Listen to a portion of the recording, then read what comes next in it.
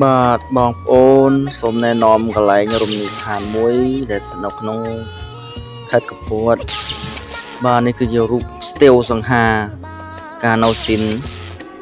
បងប្អូនអាចមើលសង្ហាអត់ដែលស្ថិតនៅរមណីយដ្ឋានរីសតណាតាយ៉ាបាទនេះគឺជាបន្ទប់ស្នាក់នៅបែបលក្ខណៈធម្មជាតិកន្លែងនេះគឺយើងជិះហួសពីបូកូបន្តិចបត់ខាងស្វែងដៃគឺរមណីយដ្ឋានណាតាយ៉ាដែលមានដើមស្រល់ស្រស់មានស្ងប់ស្ងាត់លយចូលទៅក្នុង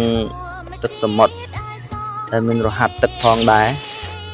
មើលរឈរឆ្ងាញ់ឲ្យលើកមួយដៃដឹងចំនួនជិះកង់ឈើហ្នឹងហើយបងប្អូនអាចមើលចំណាប់អារម្មណ៍ដែរទេ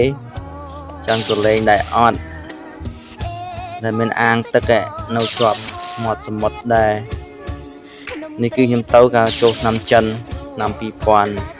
2007